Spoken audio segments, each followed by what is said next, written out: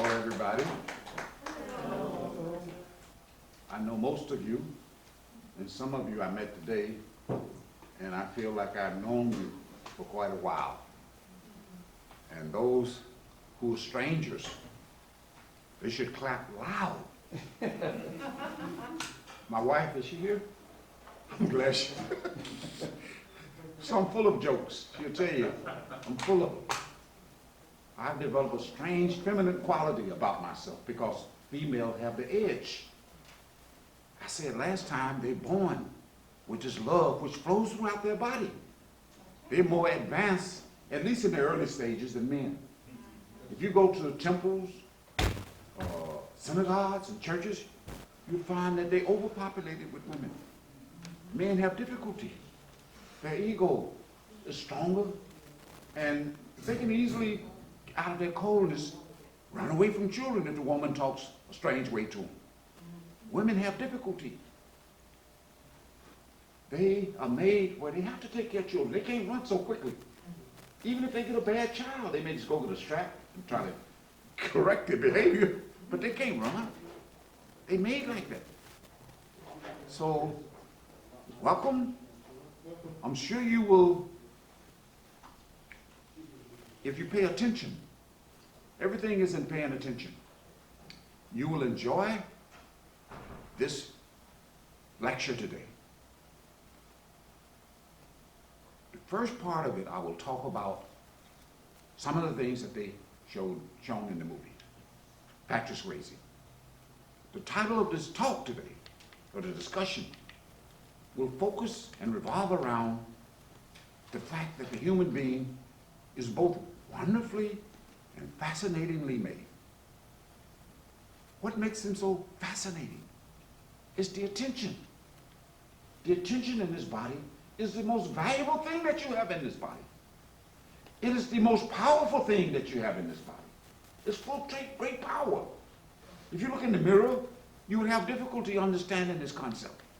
And if somebody tells you this, you may question that person. How can my attention be so valuable? I'm a puny human being. I'm only going to be here for 70, 80 years, and I'm going to die. I don't know where I'm going to go. Where's this knowledge going to come from? I've gone to churches, I've gone to school, I've studied this stuff, I've taken graduate courses. And you say I got all this knowledge inside of myself? Let me slow down a little bit.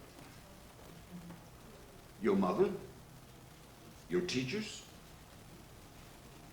at an early age, they try to get you to use your attention properly. Sometimes at least they told me, go get a switch off the tree. I think about my mother now, and it makes me laugh. She even had enough nerve to tell me, if you don't get that switch, I'm gonna get an iron cord. I said, no, I'll go get the switch. I have a brother, he's not coming, but if he does come, he's very interesting. His name is Samuel. He'll tell you about all of us who grew up with my mother and father. There was 8 of us. And he had some strange experiences, which I'll share some of them as we start talking in the course of this discussion. But one experience that he had with my mother, he was very clever. He was almost like the baby in the family. And when if he would act up and do something wrong, my mother would get a belt. And she would swing it, and I would be watching. And if she came close and missed him, he would jump up and scream and act a fool in order to get her sympathy. And I used to tell him, I said, you're very clever. I said, she didn't hit you, but she thought she did because you screamed so loud. I said, I didn't know how to do that. I said, when she would hit me, I would jump and scream. But I said, I better get me a job so I can get away from this place. So one thing about humor, and we're going to make this discussion full of humor, because if you can learn to laugh, you unconsciously tap into a part of yourself which is overflowing with humor and joy. And if you can hold on to it and stay in that state, you can even laugh at your death when it comes. Because you'll know exactly that humor will give you the awareness that you can't really die. And if you've got good qualities, because a lot of us are partially human, okay? We're not all the way human. What do I mean when I say we're not all the way? We're evolving. And the real human being has not taken birth fully in this world yet. There's been a few that have come. The real human being is full of compassion, full of joy, and more importantly, he or she that is fully human knows that he or she is not this body. They come here to act and interrelate with us and share their humanity so we can allow our humanity, which is in a seed form, to fertilize itself and grow and become more human. The word human, you may want to take notes. Those who got pencils and pen, you can take notes. Hue is a strange word. If you look up the meaning of that word and go back into some of the old Sanskrit writing, Arabic writing, you'll discover that H-U means God. Man means mind. So we have God mind. If we grow, we'll become that being. There will be no difference between us and God. God comes here and disguises himself and pretends he's a human being in order to attract the love out of you. He knows that the love makes the spiritual journey easy. It'll become extremely easy. Because when you love him, you don't have to do anything. Ask a little child who's born cute and look nice, as long as it's not ugly, okay? It's easy to love. The Creator has made children innocent and cute, most of them, so that the love can come out of the mother and the father easily. Because we made to love innocence and beauty. Women understand what I'm saying. They dress themselves up, they put on cosmetics, they put on perfume, and they make themselves look extremely beautiful. And when a man sees them, he's attracted. So they keep on that wig, okay? They keep on that lipstick and perfume until they get married. And then they become their natural self. And the men, don't laugh. I'm laughing myself. Because once you see the natural self, then you immediately thrust into a spiritual state. You have to listen to them and go along with them. You just can't tell them what to do. You don't want to argue because you can't win. You know, they're too clever. They know how to win. So don't argue. Now, sometimes men come up to me, and I know you're laughing a lot, right? Don't think you're laughing, but I'm sure you had this experience. Because men will come up to you and argue with you, and you can argue with them, but they know you stronger. And you can say, I don't want to be bothered, you leave them, right? And they'll come back again and again with their nose open if they love you. And I met some men who come to me and complain. As a matter of fact, we were talking about one today. You can love to the point where your nose is so wide open it can't hold a decent booger. You can drive a truck through it, but if you get to that extent, it's dangerous. Because you could end up acting crazy, irrational. You could end up in the nut house, actually. But that love is useful. Everything in this world has a negative and a positive side. You can love to the extent, if you love the right person, they can bring out the right quality. And the only one who can bring out the right quality and make you more human is that being that's created this universe. He's a master at performing this surgery. He'll come to this world if you get fortunate enough to meet such a being. He'll make you love him to the point where you're almost insane. Why does he do this? There's a reason. He does this to keep your attention on him. Because if you loved anybody ridiculously, you can't take the attention off them, right?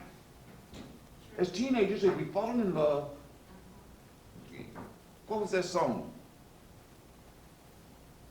You know, teenagers or fools fall in love or something, and then you go get counseling from your mother, and your mother or grandmother said, you can't hurry love, you just have to wait. Love doesn't come easy. It's a game of give and take. So love makes us happy. It's like a cocaine. And so if you fall in love with that being, you can't take your attention off of him. He can drive you crazy, but he won't make you crazy. He'll make you in love with knowledge, and he'll give you experience of higher regions. You will find yourself able to die. There are two ways to die. You can die by staying in certain neighborhoods.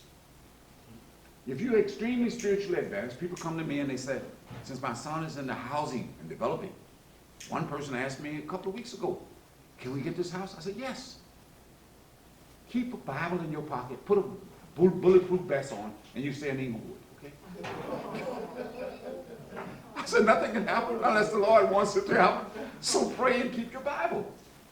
I said, you got to have faith. So anyway, we all want to stay in good neighborhoods. And some of the best neighborhoods in America are in Hollywood. But when you go inside this body for the first time and experience the astral plane, that's a plane in a different dimension, much lovelier, much beautiful, grandiose, as compared with the physical cosmos, with all of its galaxies. If you go there, in the early stages, like I said earlier, you will feel like you're in a wonderful spiritual Disneyland. And if you shuffle around there, you become like a child. You can enjoy all of the adventures and everything. And you'll have a good time.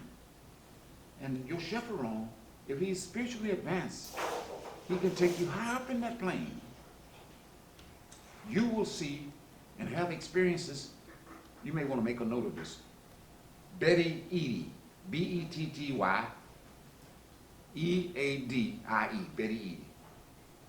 On one of the pages in that book, I'm sure you can get it. It's a bestseller. It still can be gotten on Amazon or some of the. You will discover that she got out of this body,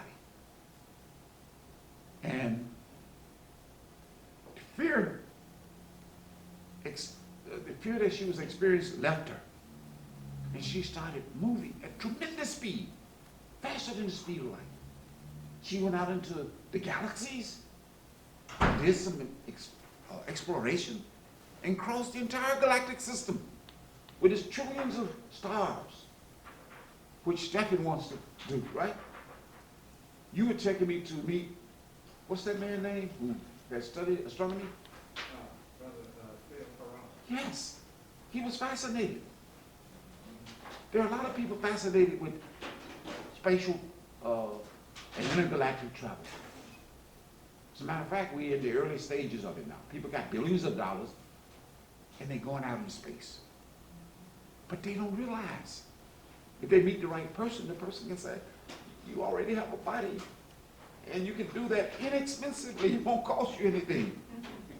If you just knew how to get into that body, you can just think and go anywhere in the physical cosmos. You can visit other life forms. Right now, when we look out of telescopes into space, we feel we're the only ones. It depends on what time and how powerful the telescope.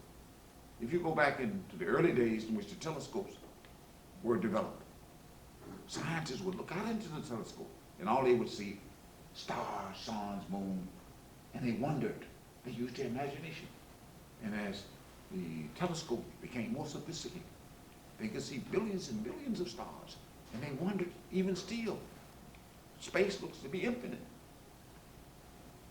And one day they'll discover, and they're imagining now, that at the far reaches of space, on the fringes of outer space,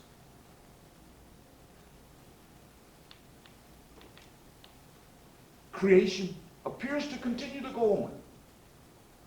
As you get way out in space, you discover that The universe is set up in a strange way. It's based on a principle. Birth, maturation, and death. Everything that you see, even on the earth, is based on this principle. Birth, maturation, and death. Nothing can escape this cycle of birth, maturation, and death. We are the only beings, and you have to believe what I'm saying. It's hard to believe this. We're the only ones who have the capacity to escape this vicious cycle of birth, maturation, and death. You ask any little child, or even a grown man, when they are born, they're born with a strange feeling that they are immortal. Even a person in his old age knows he's going to die, but he doesn't really know. He feels he's going to live forever. Yes, that feeling is real. You cannot die. You made out of the same stuff that the Creator's made out of. The Creator, somebody told me years ago that the Creator has a problem. Very few people have the nerve to talk about the problem that the Creator has. You'll never hear anybody, very few people will talk about his big problem. So as you leave today, be careful. You can say it. You'll know it too. He has a problem. His problem is he does not know how to create another being.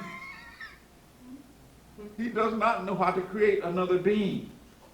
He only can create illusions of separation of himself. And he suffers because of that. But he's clever enough to take his suffering and share it with everybody. And there's a reason why he does it. He's so perfect in his knowledge. He shares his suffering with everybody else to frustrate you. He'll put you in a state of depression if necessary. The more you see, he'll make you frustrated and depressed.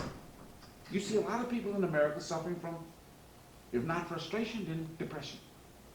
And they want to overcome it. You can, if you go to school and you learn about depression, go see a psychiatrist. If you got enough money, they'll take on your frustration and they'll become depressed. So you can share it with them easily, okay? The psychiatrist commits suicide. The suicide rate is high amongst them because they don't know that when they listen to a person who's depressed, and this is a warning signal for you, if you listen to someone that's depressed, you automatically pick up their depression. It's an automatic process. You don't have to strive. You don't have to put in the effort. You think you're helping them. You are, in a sense, you're picking up their depression somewhere. And when you pick up their depression, they feel a little relief. And if you had the knowledge, you can tell them how they can take that depression, that depressed state, and go around someone who's not depressed, who's full of happiness. And if they be around that person will make life more interesting and enjoyable. Because that person is strong enough to take all of the depression and put it on himself and still be happy. And he can transfer through some strange way a spiritual awareness and joy and bliss upon you just by associating. He won't tell you to go pray all day long or read spiritual books. He'll say, just keep my company. And if you can keep the company, you will become like a little child. And if you're strong enough and smart enough to keep the company, you will pick up the love and the joy. Actually, one mystic by the name of Kabir, he said something very interesting. He lived during the, I think, 16th century in India. He said something to his disciples. He said, if you can keep the company of advanced spiritual people, you automatically can reach a spiritual height without doing anything higher than you can possibly imagine, just by keeping the company, because the love is transferred. Nobody can ever go back to God, no matter how hard they see, no matter how intelligent they are, unless they have love in their heart. Because God is weak when it comes to love.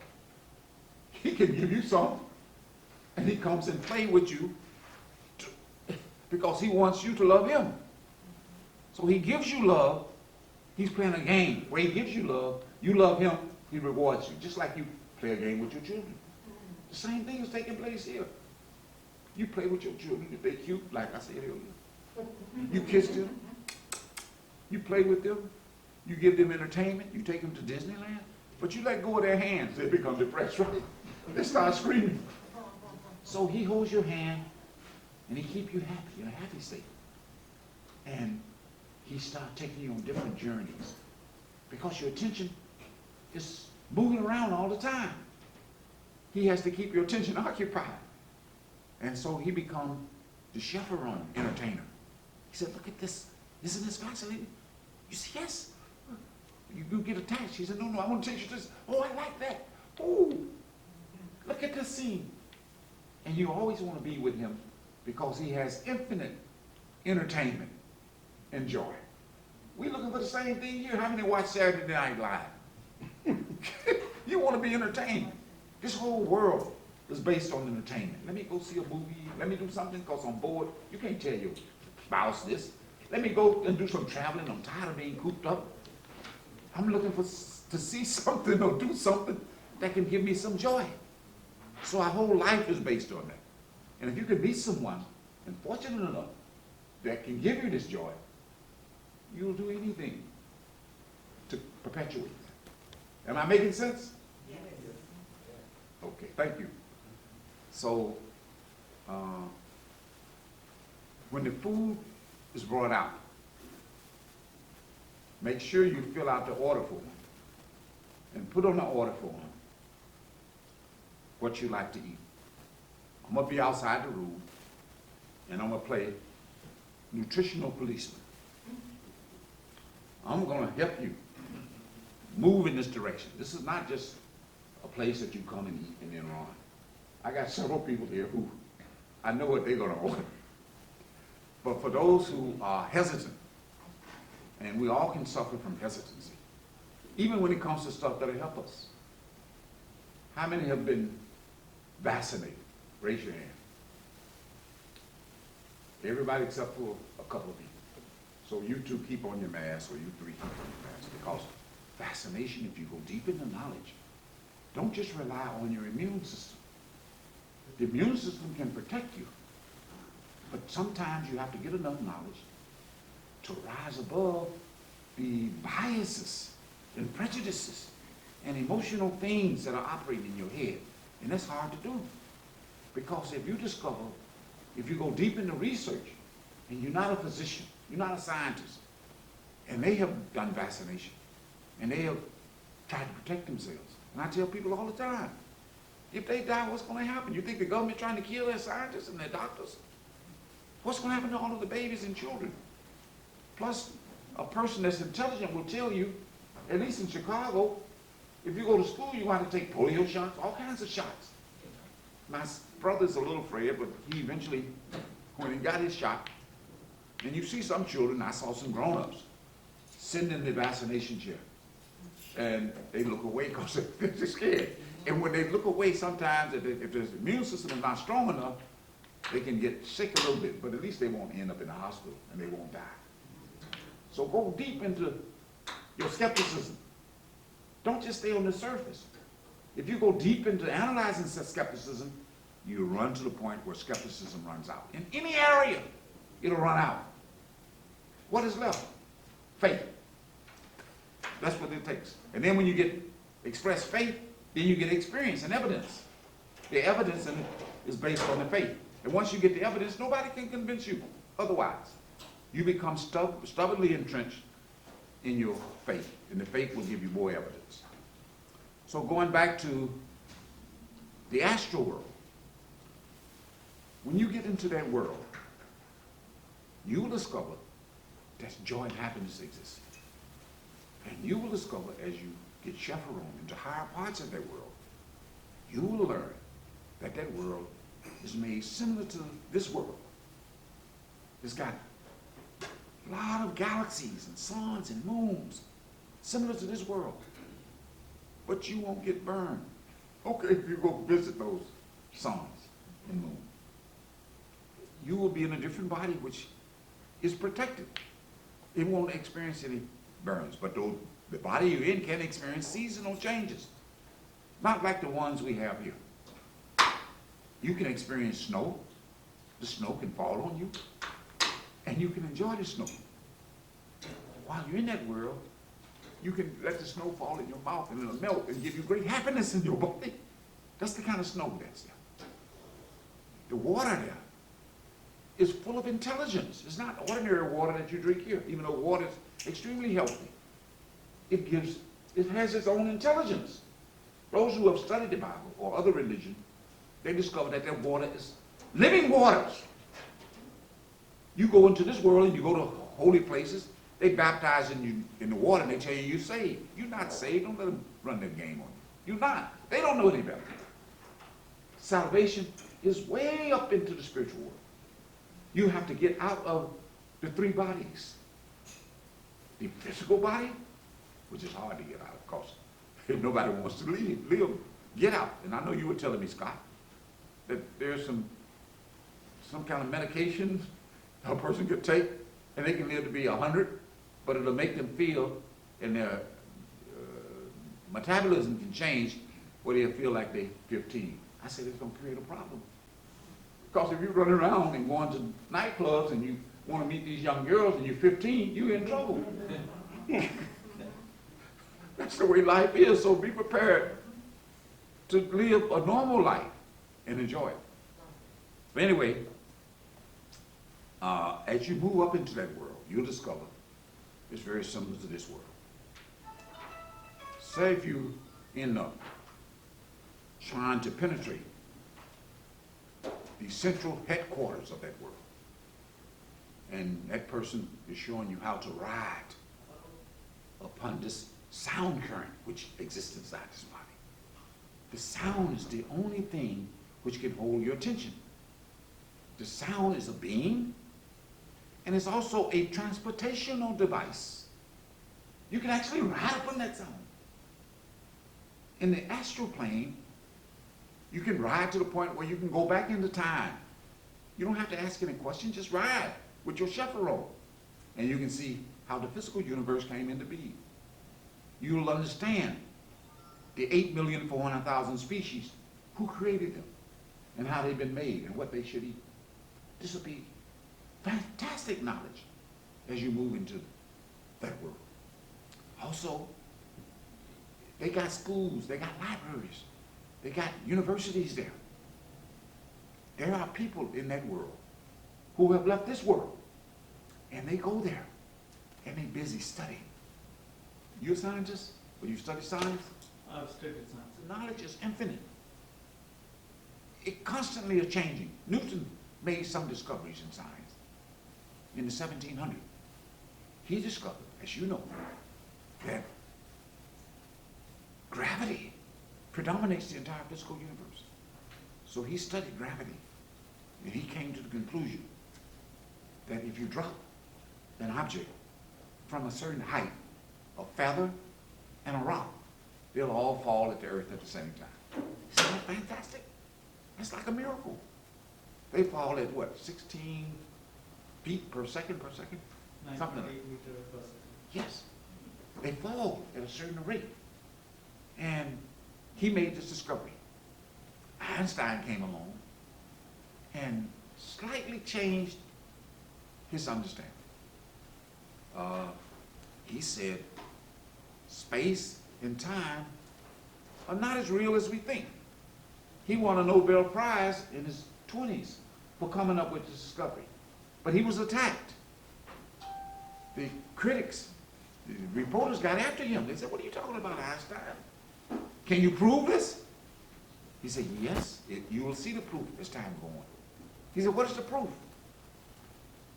He said, the proof will be shown to you in the sense that as time goes on, and Einstein lived long enough where there were some people who came along and they had invented an atomic clock which keeps accurate time.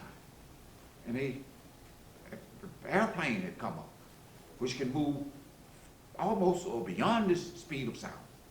So he said, the scientists said, put an atomic clock on the aircraft and let it go extremely fast, and have one on Earth. And as you travel in space, he predicted, which was proven later, that time itself will slow down. But your only point of reference will be the atomic clock on Earth. He said one day, he said, we've already proven this because scientists can predict how much time will be lost, just a few nanoseconds compared with your atomic clock. He said, but there'll come a time when people will travel at great speed, huge distances in outer space, and they will discover that their body, their internal organs, their metabolism, everything in their body, biologically, will slow down. Their aging will slow down. And the only way they'll know is when they return back to Earth. When they turn back to Earth, you say, what has happened in Chicago? It looks strange. They got new architectural design. And he said, let me go see my mother. And he said, she's in the Burr Oak Cemetery. She died 100 years ago. That's the only way you can know. What about my children and grandchildren? They're in a different cemetery. They also passed away. Then you'll be shocked, but you'll discover that time itself is unreal. The Creator has made time at different levels of experiences, and it is unreal. As unreal as your body. The only thing that's real in this body is human attention. So, as you cross that world with the chaperone, and I can't talk too much about this, I'll try to strain my intellect and talk a little more about the next experience. If you travel and go up to the causal plane, which is the mental plane, and have experiences there, because even in the astral, everything is a reflection of a reflection. Go back a little bit to the astral. If you want to educate yourself in the astral plane, it's easy. You just look at something, and the knowledge gets infused into you just by looking. That's why I say get the Betty Eady book and read it. You'll also discover that knowledge not only get infused, but you can actually become a flower. She became a flower. She looked at the flower, and she became one with that flower, because that flower is alive. So she said there was very little difference between her and the flower. The flower is intelligent, it's beautiful. It must be a strange experience. Attention has the fascinating ability to move. And that's the most valuable part of attention. It can move. And so say if you get trapped in a flower, you can just think and get out of it and enjoy the beauty from a distance. Isn't that fascinating? Don't you want to know how it feels to be a flower? Some of you may not want to know how it feels to be a bird. Some of you may not want to know how it feels to be a rat or an insect. But if you come in contact with a bird or squirrel or an insect, you discover that it's different from the ones here. They won't bite you. You know, even a snake won't bite you there. The snake is waiting to get the human bird again. You will discover that everything in creation that is conscious are entrapped in houses. They're locked up in houses. And they want to become human. Anybody got any dogs or have any dogs? Okay. Those who have dogs, look at the eyes of a dog. I used to have one when I was a child. And I grew up. And I used to pull their tail and they won't, you know, they act crazy. But if you feed them, they won't lick you, okay? I said, now, does the dog have a soul? It must be, because I'll do the same thing. Somebody kick me in the butt, you know, they give me some delicious food, I'm going to react the same way. So we tend to think in America that the dogs and the animals don't have souls. They do. They experience pain. You're more intelligent than they are. You want to eat too, but you don't want to be chopped up and finally plate and hermetically sealed and jewels and food for less, and people come and eat you. You don't want to be like that, right? So therefore, give up being a bootleg vegan. especially you giving it up, right? Oh, years now, yeah. She's been a bootlegger because she used to eat fish. So don't feel bad. I was one too. I love meat. I'm not trying to shame anybody. But if you can eat food that looks like, chew like, tastes like meat, made entirely from plants, not only will you lose weight, but it'll help you develop intelligence. Intelligence is a strange thing. Remember, there is a principle, I've given you one principle in the universe about attention and its power. There's another principle, a cousin related to attention. It's called duality. Everything is set up in the universe in the form of duality. Good, bad, positive energy, negative energy, gravity, anti-gravity, matter, antimatter. And you got females, you got males. And one thing about the female and the male, they're opposite to each other. That's what attracts them. So I see two females attracted to each other now. That females can get along easier with each other. And when with the males, they have to figure that out. And the males have to figure it out too. And don't feel bad. I'm sharing this truth with you. I don't see my wife. I had to figure that out. I gotta be careful. But one thing I learned, Steve, I don't mean to keep you laughing. I learned I got my master's degree in Henpeck School. But I'm trying to get my PhD because if you can get your advanced degree and get your PhD in this area, they can't tell. They won't be able to tell because you're such a good actor. So I'm trying to get that. And if you can become a good actor, let me get if you can become a good actor, she went in the other room, thank God. If you can become a good actor, pardon me? Teach? Yes. Yes. I'll take acting. Okay, he got the message without seeing it, okay? So if you can become a good actor or an actress, because that's what you're meant to be in this world. Have you ever seen any movies lately? Patrick Swayze, Demi Moore, Whoopi Goldberg. All of these people know how to act well when they're on the stage. But the minute they get off the stage, they end up in divorce court. They don't know how to keep this act going because they get tired, they're full of stress, and they don't know how to go inside this body and take a dip, drink from that holy stuff that can keep you invigorated and you can learn to act. Because realize you're not acting for them. Who are you acting for? You're acting for the audience that's watching this film of your life.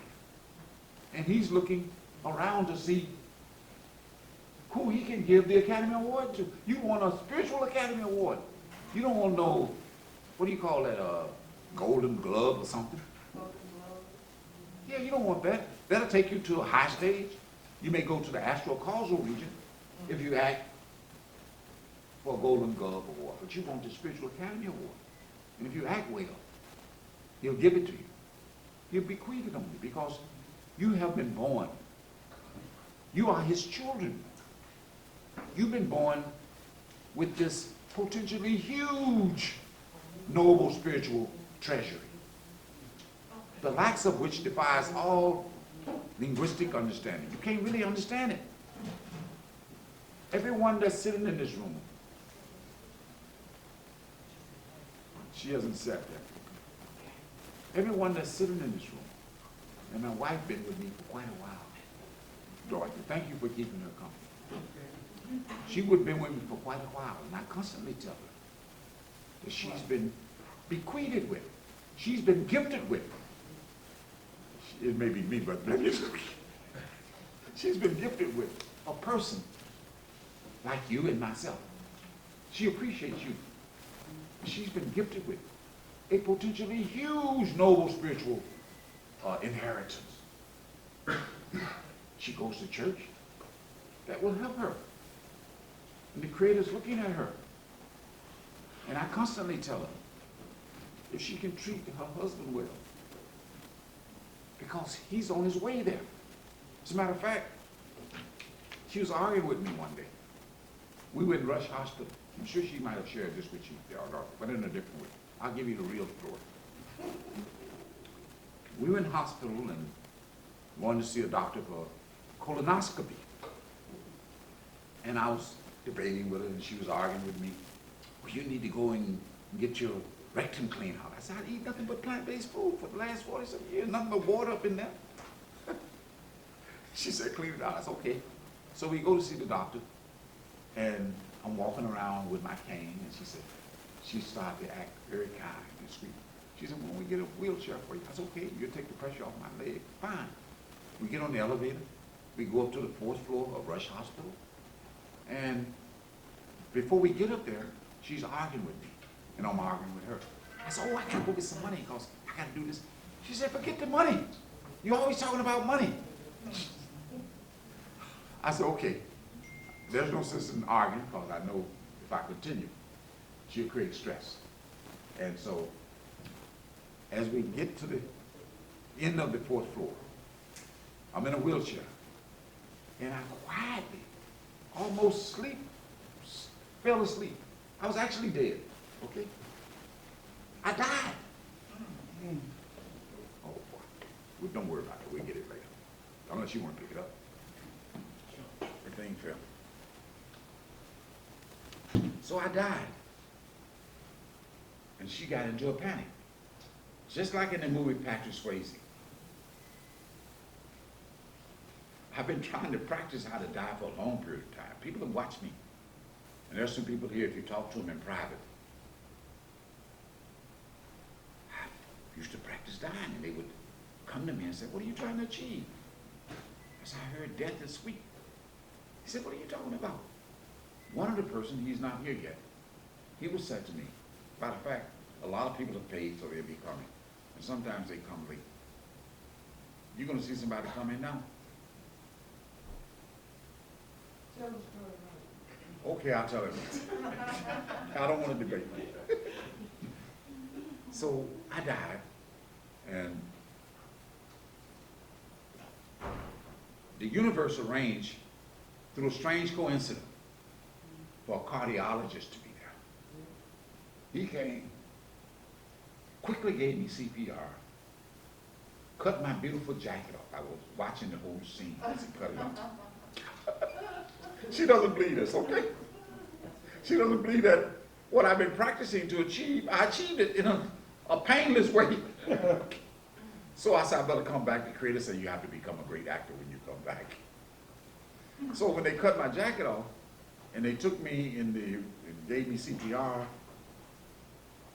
and I came back, and so she called my son up to come to see me, and saw him in the room, and I stayed there for rehab, and as I got back to normal consciousness, she said, what happened? I said, you know I died. She said, oh, you just, I said, no, I wrote a book about this. And the Creator, some of you may want to read this book one day. I said, I wrote this book 20 years ago, and I just have a few copies. So she never read the book. Other people have written books. Betty Eady got a book. Raymond Moody has a book. His book is called Life After Life, if you want to get that. My book goes into this. And so what happened, to make a long story short, what happened when I died, I was joking with her. And I said, this is exactly like what's in those books. She said, Shep, you're not dead. I said, I was gone. Look at the medical records. I don't care what they say. You were gone just a short period of time. And I said, okay. So I learned something from her doubt. I said, let me go and get the medical records. So I ordered them. And they at Rush Hospital, I'm gonna pick them up. Because as I speak, especially in public, you're not supposed to talk about this. So I tell people to read my book. But if I talk about it, they're gonna say, have you died? What proof do you have? I pull it out of my pocket and you read it. Go talk to the doctors. You that's them. That's my evidence. I didn't know the Lord would create a situation where there'd be evidence. So you don't have to come to me. Don't believe me, please. Go talk to them. And if you don't believe them, read about people who've had this experience. It's a wonderful experience. We all want to have it. You can't avoid it. So it's best to study it now. Intensely. Don't be superficial seekers. Be intense seekers. Because what can await you with intensity of seeking is an intoxication that defies linguistic understanding, a joy, a bliss that goes far beyond your imagination. And you want to be high anyway, you don't have to take no cocaine. Try to get high in a natural way, in a spiritual way, that'll last forever. So at this time, I'm going to open the floor up for questions. And if you have any questions, if you don't have any, write them down because we're going to be meeting again. And one of the biggest questions that I had, which was resolved, waiting on my son to come out with the food, so I got to keep talking. Okay. So one of the biggest questions that I had was recycling. When you look at the physical universe, recycling is endless. You look at a tree. The leaves of the trees fall off in the fall and in the winter, and in the summer they grow back up. Again, they grow on. Grass the same way. You look at grass in the field, a few months or so, they wither away and new grass is growing. The question that I asked, well, this recycling process goes on everywhere in the universe. Stars take birth in nurseries. They mature and create huge families of stars, galaxies, that after billions of years, they die, and new stars take birth in nurseries again. Everything is happening again and again, and dies again and again. The question that I asked was, what happened to consciousness? And this person said, look, consciousness does not die. The different bodies will die, and you'll be in this cycle of birth and death. It's hard to get out. And when you come in this cycle of birth and death, the Creator will give you a clue. He won't leave you ignorant. But the only way the clue will sprout is if you happen to meet someone who's had this experience, and he will or she will tell you this clue is in your head.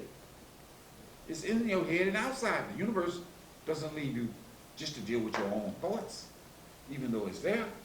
The universe will create a situation which you can investigate and discover. That's what's in your head, in the subtle and suppressed state. It expresses itself in a form of deja vu. And when you take birth, doctor hits you on the butt, you get into a strange state of Alzheimer's, which means the knowledge is there in a vague way. And we know consciousness operating through attention can become extremely vague. We call that type of consciousness Alzheimer's. You can't recall, but it plays an important role. The role that it plays when you get into this state, I see this, I've done that, that person I like, I don't know why. I'm gonna marry this person, you don't know why. You meet another person, oh, I like this more, let me divorce with this one and get that one. Life was like that. But if you knew the reason why, and you had specific knowledge, no, I'm gonna wait on my other person, I want this person's crazy. And you look for that person. And the universe can arrange for you to meet that person, then you want to be with that person. So this is how this world operates. We like, we dislike, we get divorces, and we don't know why. But if you could go inside, you'll see the reason why. And you'll understand a lot about yourself. Anyway, the universe is designed like that. So you can get knowledge that way, just like I shared with this group, that you have knowledge as to what you should eat. It's built within your consciousness. You can't get rid of it. And if you want to conduct a scientific experiment on yourself or with anybody else, I don't care how intelligent they may be, you can conduct this experiment and let me know the results. Tell them if they're in their automobile and driving a car, and they're very relaxed, and it's sunny outside, if they are surprised, without thinking, put emphasis on that, and an animal runs in front of the car, their first instinct is to do what? Stop. Swerve or stop. The DNA takes over in your whole body when you relax and you don't really want to kill anything. That human part of you comes quickly to the surface and the compassion flows. Even a person who likes to hurt people can't do it when that humanism comes to the surface. If they quickly, after a little while, on the 4th of July, start eating some animals, barbecue and chicken, like I used to do, like I was addicted to, and they enjoy it. Then they get sluggish, they want to sleep longer periods of time, they get a little lazy, and their guards drop down. And they can get angry when they're in that state. And then they want to kill something. They can kill a human being when they get angry. They don't understand that certain foods can calm your nerve and can sedate you to the point where you can become more human and more nonviolent in your lifestyle and your behavior. Other foods, if eaten excessively, if you don't have strong willpower to discipline this anger that can well up in you from eating a certain way, it can start influencing you. Let me go kill that SOB. Let me go poison that SOB. Let me hurt that SOB. And if you've got relatives or friends who have this up and down and swing in emotion, where they can get negative and want to hurt somebody, then feed them more fish nuggets, chicken wings, vegetarian chicken wings. They can calm down, feed your children that. But be patient, because plants are the most patient of the species. And if you eat plants over a period of time, you will become patient. And you become calm. And the calmness is necessary for your intelligence to grow and sprout. But remember the duality principle which operates here. Your intelligence can also go in the opposite direction. Everything can go in the opposite direction. As long as you're in the realm of time and space, you can make progress or you can regress. Remember that. You don't have to always be a human being. This human body is extremely difficult to get. Why? Because it's the top of creation. It's the most intelligent. So if you use your intelligence, you can make great spiritual progress. The angels, the beings in the astral plane and the causal plane, they jealous of man. They jealous of the human being. Because they realized that they can see into time. If they go far enough, they can see far into time. And they really don't want to come back to this world, but they know that if they come back and become a human being, they can go beyond the astral, the causal, and into the spiritual world with the aid of the universe. The universe has made the human being in this human body superior, even to the angels and to the high beings inside. Superior in the sense that they've been given a special privilege. We're the only beings that can return to our home where all joy and happiness exists. The rest of them, they gotta come back here. Nobody really want to leave heaven and come here, right? And go through the rigors of divorces and marriages and get their legs blown off if they're in different parts of the world. But if you want to make progress, that's the way to do it. And you have to, I won't say pray, but beg the universe to go back, because pain and pleasure are connected. Socrates said famously, every human being has both painful experiences and pleasurable experiences. You can't have one without the other. Pain will come in your life, and pleasure will come in our life. But we want to have pleasurable experiences. And you have to cross the region of pain. And if you can joyfully cross it, you can get into deeper forms of pleasure. And it can turn into bliss and happiness and joy. Strange how this dual experience takes place. Socrates, I'll tell this story now again, hopefully it'll be cooking. Socrates, if you read about it, he lived in parts of Greece. Scott, I tease him a lot because he always traveled. He's got a lot of money so he can travel to Greece. And Socrates lived somewhere in Athens, which is the capital of Greece. And 2,000 years ago, he met someone who taught him and told him about this. Anybody who gets this knowledge has to be taught, including Jesus. Jesus went to John the Baptist. John the Baptist baptized Christ. When he baptized him, he taught him how to take his attention and get inside his body and get into the real pool, the living waters that can wash away his sins. So Christ was able to go there. But John had gone there himself. And John used to praise Christ. If you read some of the old scholarly writings or hermeneutical understanding of the conversation that existed between Jesus and John the Baptist, John the Baptist praised Jesus. And he loved Jesus deeply. They would have conversation. And when he met Jesus, he said, "You're a pure person." Jesus didn't know what he was talking about. He said, "You're very pure. You suffering from Alzheimer's.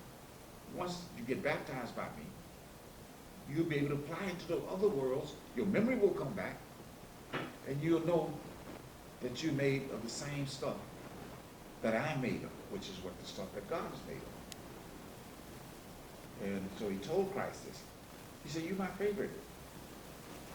And Christ said to him, but before Christ said that, he said, "You will become greater than me." He was exaggerating. You know how you can praise a person? You can use human language and say, "Oh, you're pretty, you don't look that bad." We do that all the time.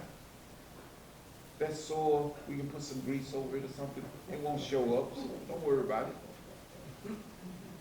People like that love, but they look in the mirror, they can say, "You disappointed me," okay? But even lies that you tell can make a person feel good. One person said to me, you should always tell the truth. If you read Blake, the great poet who lived in England in the 1800s, he said to a group of people, because he became popular, he said, "I learned a lesson." He said, "What is that lesson?" When you go out into public, put on new shoes. Because when people see you, they won't see you in your natural self. And your natural self is constantly lying. They think you that human body. You're not the human being. So you put on shoes. He was speaking metaphorically. He said, but when you come home, get relaxed and become yourself, take your shoes off. And that's what Socrates learned. He learned how to become his natural self. Because Socrates was an intense seeker. He was looking for himself. Isn't that insane for a person to look for themselves, to search for themselves? That's insane. But he was not insane. He met a human being who said, look, this is what you do with your attention, and you ride upon the attention and find yourself. So then Socrates had developed a reputation where there were students and disciples who came around him and they were seeking awareness. And he said to them, in mass, in groups, as they surrounded him, he said the only way you can find yourself is to meet somebody who has found him or herself. And when you find yourself, you won't be afraid of anything. And they said, what are you talking about, Socrates? He said, keep this awareness to yourself. Because the state in the city of Athens, if they discover that I'm messing up your mind, they think I'm corrupting you, they will prosecute me. Meletus, who was the prosecutor at that time, was envious of Socrates. And he shared with the people in the state that this man can corrupt the youth and he can create a revolution in Italy. And so the politicians at that time said, no, we can't let this man do this. Meletus, you go prosecute it. Create some charges, even if they fake. So he scratched his head, and with great reluctance and unwillingness, he created some charges. And he talked to Socrates.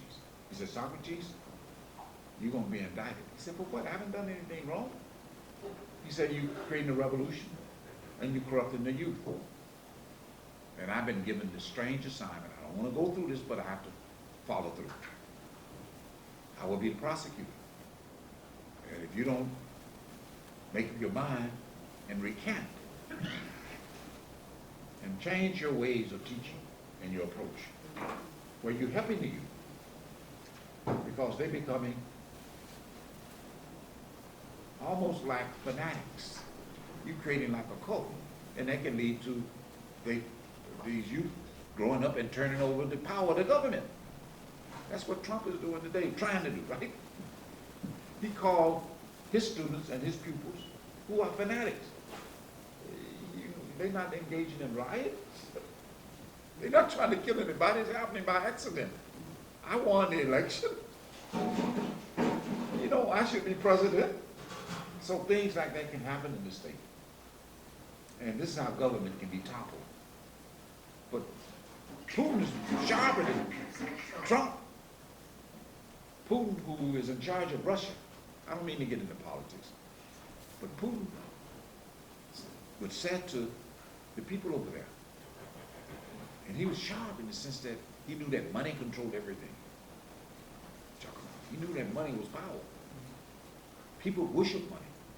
They worship to the extent that money has a lot of power. It can make people do what you want them to do, right? All you have to do is hold out a big bribe and say, look, I want you to kill somebody, or I want you to do this. But if you got moral standards and you're more of a human being, you'll turn it down. You say, but I don't mean anything. Because that being is watching me. He doesn't want me to engage myself in this. You're crazy. You resist. So you have this duality principle operating now. Some people resist. If you've seen some of the hearings, and they're going on today in Congress. One of the policemen, a couple of them I remember, they were testifying before Congress. And one of them, they beat him so bad, and he was a white man. He was a policeman. He said, these white people are racist. I mean, not racist, they just white supremacists. They crazy. They want to overthrow the government, and they trying to kill me. And one of them said, take his gun and shoot him. He said, please don't, I got kids. So he pleaded. And when he pleaded, there were a few around him who suddenly had a flash of being a human being. They said, okay, we whooped him enough. So they let him go. And he suffered from post-traumatic syndrome. He's still suffering today. And when he was testifying before Congress, and you had all these Republicans who were part of Trump cult, he said, you people are crazy. I came here to protect y'all. We all tried to protect y'all, and y'all, we got beaten, and some of us couldn't take it because we believed in democracy. And many of us, some of us, killed themselves. They said, what is happening to the country? And there was a black man who testified too. He started crying as he was testifying. He said, I thought I was in America. This is the land of the free. Y'all calling me the N-word. Y'all just trying to kill me. He cried. And black folks cry a lot. So when they see something like that on TV, we gonna vote. We gonna, I don't care if it's raining outside, we gonna vote. There was a black man who just got out of prison. They had him on TV not too long ago. And he was in prison, and he had 2 jobs. And he stood in line almost 8 hours. They showed him. And they were watching him. And so what happened, he voted. And the authorities caught him on screen, on the TV screen. And in a day or two, they arrested him and said, you violated your probation. Yes! They put him back in jail. He may be out now, but they put him in jail. And there was a, and if you go to Missouri, or if you watch TV further, I'll give you another eye-rating story. This man, at the age of 18,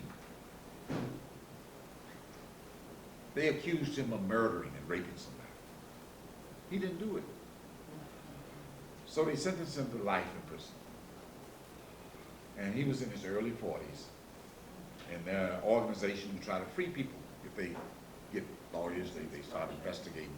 And he said it's a fake arrest. He didn't do anything wrong. You don't have any evidence. And this attorney, who's white, with almost tears in her eyes as she was being interviewed, she said she approached the governor and pleaded with the governor. This man has not done anything wrong. Won't you just sign these papers that I collected and free him? You know what the governor said? But he's born in that state where his mind and his biases are caught up, influenced by his parents. He said, well, he got to wait in line. And so they want to know how long of a wait. And then something happened, the coincidence in the universe expressed itself. And there were some people who, when the protests, the Black Lives Movement protest was taking place in Missouri, and these protesters who were nonviolently marching in front of somebody's house, and they got fearful because people are scared of black folks if they march and they don't know. So the protesters came outside with rifles. And one of them had a machine gun, you know. He said, if you don't get away, we're going to shoot you. And that was caught on the news. So the prosecutor, the same prosecutor, said, well, he's broken the law, these 2 couples. Maybe I should prosecute him. Then he thought of a way to wiggle out of it. He said, well, I'm just going to give them the minimum sentence, probation. And they said, well, how can you allow these 2 couples who broke the Missouri law get away? He said, well, I'm gonna free this man, but he can wait. Oh, why did you put him ahead of the line? He said, that's my prerogative. So this prosecutor decided to go another route. She, through some strange way, is going to go to a judge. And the judge can overrule the governor. The governor doesn't like that. So she's going to give a good argument where she should win. That this person that you have in jail, who's done nothing wrong, won't you just sign the orders and we can let him go? And I think he's going to get out soon. They said, okay, they're going to do this. So his concern was, in that particular state, Missouri, they got certain laws where if you do undeserving, unmerited time, when you get out, they don't have to give you any compensation. So that can happen when a person is in prison. If you go to visit a county, and if you're eating food and got 3 meals a day, and you got medical treatment, and you're old, and all of your friends are dead, you may say, look, let me stay here. I'm being treated well. I don't have to worry about anything other than eat. I can go in the library and do reading on religion. I'm like in a monastery. Do you know there are people in this world still who will go and volunteer their entire life in a monastery? Because that way they can be quiet. They can develop their spiritual understanding and attention. And they have faith where they'll get rewarded, and they will get rewarded. So this person will probably be free. And I think that organization, which is given grant money, and the lady wants to go deeper than just freeing. She wants to help him get clothing, place to stay, and eventually organize some additional attorneys to sue the state and try to get him so many hundreds of thousands per year for the next 40 years. Yes, ma'am. Okay, I want to correct you on your experience at the hospital. Okay. I think God Let me did- take off my hat. God had me on your watch that day. We're normally late, 15 minutes late most of the time getting there. And I said, oh, they'll wait on me, they'll wait on me. This particular day, I was going for a colonoscopy. I said, you're not going to be late today. Oh, I want to go to the bank. I said, we're not going to the bank. Okay, I agree with you so far. Can I interrupt you? No, I agree with you so far. okay. So we're not different. And when we disagree, But you I said won't I interrupt was you. mad Go at on. you. Go on. And so what happened, I got you to the hospital, I got you checked in, and, then I think a little after that you got quiet. But no, we saw a cash station with your bank, and I said, okay, we at the hospital now, you can get that money. No, I don't want it. And as soon as I took him upstairs, Okay, go on. and to the elevator, we were trying to find the elevator, and, I noticed he was quiet, and he kind of just shrugged his shoulders. Beautifully passed out. Oh, shut up. Anyway, we couldn't find where we were supposed to catch the elevator, so when I went up to the desk, I turned around and he had slumped down. I said, oh my God, I didn't know what happened. And just luckily, like you said, they had, what do you call it? Cardiologist. A cardiologist on that floor, and someone, Range they by revived him universe. within 2 to 3 minutes. So he Well, I- survived, and I said that was God told me, don't be late today. I'm giving that credit to God. I did it to him too. I don't even want to come back. He So, forced me back, Sandra, that's so I what can he said. continue my drama and act. But he really didn't want the money, because when I saw the cash station, he could have got it. I said, okay, you want the no. And I'm thinking later, if I had stopped at all, he was gonna be in my car. How was that gonna, how was, what could have happened?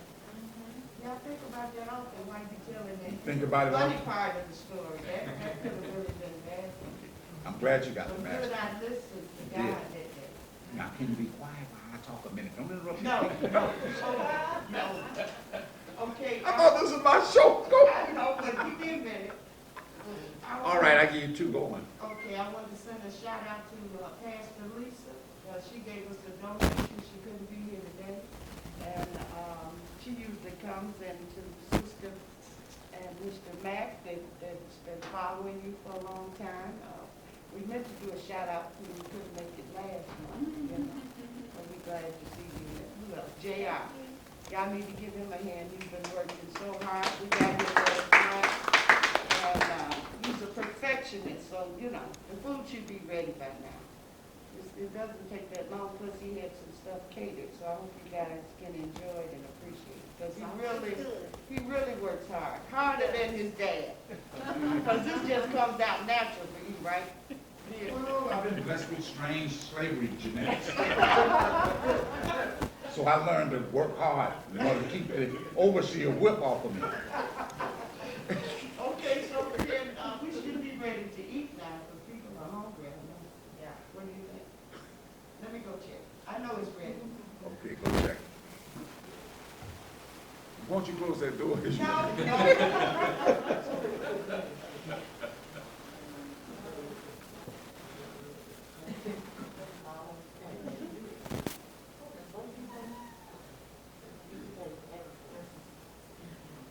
It's ready, guys.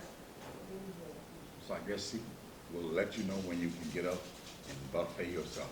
Eat all that you can eat, because some people didn't come, and you can take a plate with you. Yes, ma'am. So can you please tell my brother that this is my chicken? He's your He chicken? doesn't eat, this is my god brother. He doesn't eat, and he like, so this is my chicken. He acts like, Okay. so this is my fish. Okay, good. What's like taste like? It's not. The fish is really like almost number one. It's like bootleg. Anyway, everybody can taste it a little bit. Well, we have some, Bootleg fish, bootleg chicken. What did you say? I said bootleg chicken. No, but it's funny, guess what? I'm making up a t-shirt, you guys, that says I'm a bootleg DJ. A bootleg DJ. So I'm gonna have that t-shirt next time for struggling. well, I'm glad everybody's experiencing joy and Oh, okay. happiness. For real, I'm serious. I made up one, no, but, you know, I'm gonna have it printed up. Yeah. Well, let me just say this. Yes, ma'am. It's basically about the food. Like, is it the ingredients, is it like, so what is it made out of? Is it It's salt? made out of smart soy, and when it says smart, you're taking the estrogen out. Well, some people have strange, miseducated understanding that soy can lead to breast cancer and things like that. But the soy that's in here is so minuscule that it's practically non-existent. And we take it out so that people who have this strange, miseducated feeling based on rumors, that they don't have to worry about it, because the human body, if they study it, even in the strongest plant, which has a very little amount of estrogen, compared with the human body, it's like 99% more estrogen in the human body. Let me say 98% or even less, but it's more than 50% than in the most saturated estrogen plant. And so some people feel that if you put too much estrogen in the body, it can lead to cancer. There's a danger in eating a lot of estrogen. So if you have a bad immune system and you eat it, and if you eat a lot of plants, it can aggravate your metabolism and can lead to cancer. But some people don't understand that. It can make it easy for your genetics to not work so well, and the cancer can grow. And women can develop breast cancer because you never know how strong your immune system is. So if you're born with a genetic deficit and you eat too much estrogen or inject yourself with estrogen, it can make your breast, it can lead to breast cancer. And you may have to have them removed. So men who were born this way, and normally men are balanced, they have a certain amount of estrogen, and women have a little bit more. So the women look cuter, and they got greater humanism in their body than the man. But the man who wants to be like a woman, and some men want to be like women, they take birth and they can't wait on reincarnation or recycling. They go get transsexual operation, and they spend $5,000-$10,000 just to look like a female. More than that. More than that. Hell of a lot. Let's hear him. Won't you, how much do you have to spend that you know of lately? Hundreds of thousands. Wow. They can go the cheap route. Just wait. Well, it Nature- depends on, depends on how far you're going. Okay, let's not talk about Scott, could you give me a little more juice, please? You wanna bless the food? Yeah, I got the. You wanna bless the food? Do we have a preacher here today? Yeah, we're gonna preach. I'm preaching the lead. No, we don't have one. Let me just, before we bless him, we were scheduled to have several ministers here today, and all of them paid for their seats. And I told them we don't believe in donations, so we'll take the money and use it to feed people freely. We do that sometimes at their churches and other places. We feel that we'll make our money because we're involved in a type of business that deals in 85% of the American population are addicted to meat. So if they give us money and we use the money to feed people, you can go feed the FBI without worried about them putting you in jail. Even though we're selling meat methadone, which is like a cocaine. they'll get high themselves and they'll learn something about themselves. So we are involved in a missionary movement, and we hope to educate the American population that this is how they make. So all these empty seats next time will be filled. People have paid for them, and they'll come next time, hopefully, depending on their intensity. So we only can hold about, I think we have scheduled about 30, 32 people. So next time, when you get your seats, get them early. And as we expand beyond this room, we got spaces now that we can secure in good areas. And we'll have you come over those places. And we'll get additional speakers, such as Dean Odish, Dr. Dean Odish. He's in California. And he does surgery. I mean, he doesn't do surgery. He has operated on people by putting them on a special protein diet. And he has done this, if you want to look him up on YouTube. Kim Williams is here. He's the chief cardiologist at Rush, and he's vegan. He's vegan? Yeah, he's one of the top, oh yeah. I gotta keep up with his name then. Kim Williams. Kim Williams. Yeah, he's the chief of cardiology at Rush, and he's vegan, and he's very active about being vegan. Excellent. Because he may want to meet and hook up with this Dr. Dean Odish. He's famous. He probably knows him. Yes, this doctor been on Oprah Winfrey. And if you pull him up on YouTube, he actually showed President Clinton when he was president of the country. And President Clinton on Wolf Blitzer was being interviewed. And Wolf said, I hear that you are going to change your diet. Why? He said, I've been eating meat all my life. But my daughter is getting married, and she wanted me to lose a few pounds. So the doctor said, if I can get on a vegan diet, I can lose some weight. And when I lost the weight, I discovered something strange, because I had a bad heart. I had some stents put in me. And after getting on that protein vegan diet, the arteries embedded within my heart automatically open up on their own. He discovered that the human body has a resiliency to heal itself if you eat the right type of food. Dr. Hippocrates discovered this 2,000 years ago. That food be your medicine and medicine be your food. He made that discovery. Yes. From the island that I go to. Huh? That's the island that I go to. Yes. That's where the first hospital. I gotta go here with you. He's gonna bless the food. Okay. Plants. Who gonna bless it? Willis is gonna bless the Okay. food. All right.